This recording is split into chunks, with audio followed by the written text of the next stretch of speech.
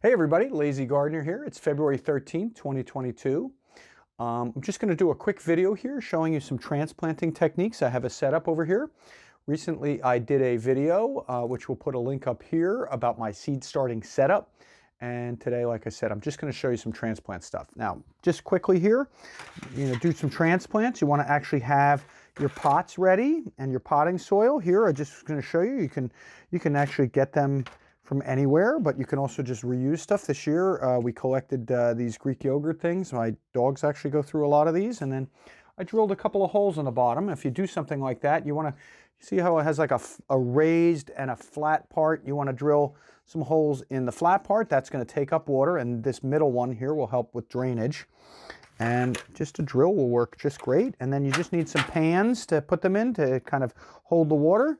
You want a water sprayer if you can have one of these. These are great. This is just a much more gentle way of watering seedlings, and of course some water. This is the soil that I use. I swear by this. I have tried a lot of different ones. This is organic. It is from Miracle-Gro, but it works great. The only downside I would say to this is that this actually holds water almost too well. You have to be careful you don't overwater your plants. And then the last thing is I just use chopsticks as a tool. This one the dog got at, but these are great. You could even write on them and label them as I have in the past, so I've moved on to another labeling system. And these I'm going to show you are great for helping the transplanting process. And then either you write on your cups with a marker, or I have these new plant labels, which again, I've got to do a video on this, so I know which ones I'm going to do. And then I have a blank one here, which I don't have a printout for the one I'm going to do. I'm going to do a pepperoncini. So I'm going to do some basil, a couple of tomatoes. I planted some early tomatoes, and 2 green peppers to show you what's going on. All right, let's go get the seedlings. All righty, I'm just going to grab this and this one. I'll bring them over to the table. I'll show you what I got going on in here. I just made this little thing. The cardboard I never tried before is a separator. But this is a great little like tent for starting plants that need a little more heat than the type of cool weather crops we're starting. And with your peppers, you just want to see that like they're just starting another leaf. This is good enough. I wouldn't transplant this guy, but you don't want them to get too far along when you transplant. You just see here, you can see that just after this, it's going to, the roots are going to start to tangle with each other. Even the basil may have gone a little long, but I'm going to take these out of here and put them in there. Okay, so the first step is we're going to just fill these pots with dirt. All right, so I filled the first 2. When you fill them, you want to kind of pack them down lightly. I'm not looking to compress them or compact them. A little space on the top might be useful, but not a big deal. One thing I want to point out, though, is if you can get an overhead shot, you want to make sure that your pots are flat along this, because this is going to watch. As you can see here, this one here is caught on the lip of that, and the holes are raised.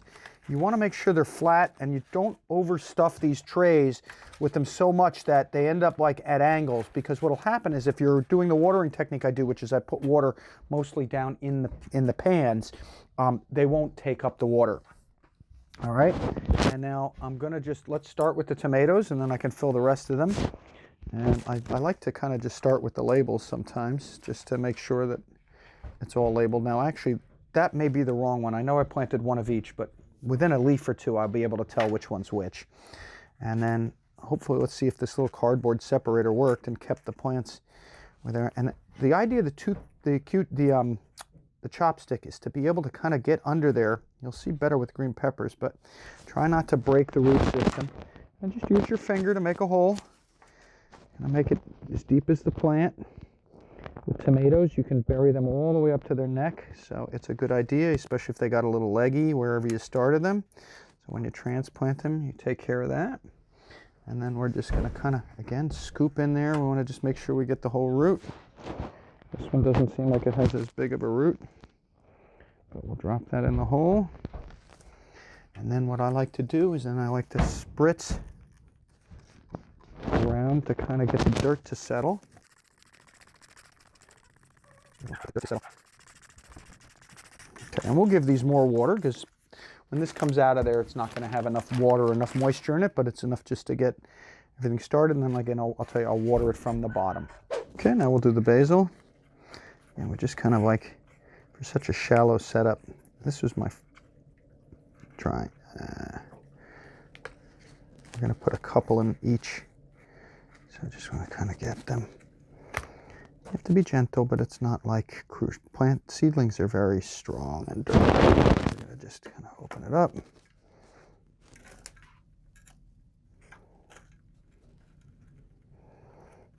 Couple basils here.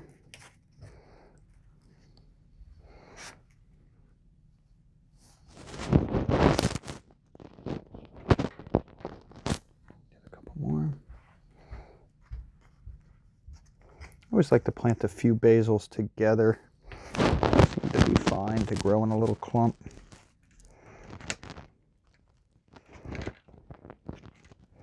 I like to just press down around the plant, give it a nice firm base. Here, I have two more.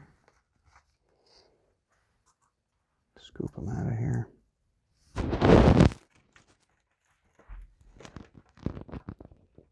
Make sure you get that whole root in the hole.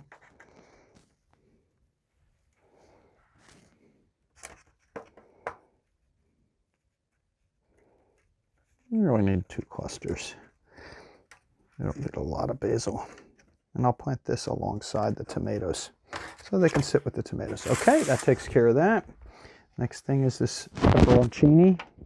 You can also use the chopstick to make the hole. Just want to kind of scrape it out. I'll show you how to do it in a plant pot in the next one if you have a more traditional thing. Nope, and I think I broke a root. What are you going to do? Don't get upset. Again, seedlings are really durable. Now, whenever I transplant a seedling with a little trouble, I always put a stick in there so that I can tell later that was a, to make sure if it died or something, it was my lousy transplanting skills. Okay, and so here, this is probably the best one to show you on. If you have a more kind of regular pot here, what I do is I put the the chopstick, I'll stick it down there, and then I can use the flat end actually better. I'll kind of pull up under it, say here, and they want to come out. They do, they want to come out. Just gently, don't yank on it or pull on it, but just slightly lift on it, and there we go.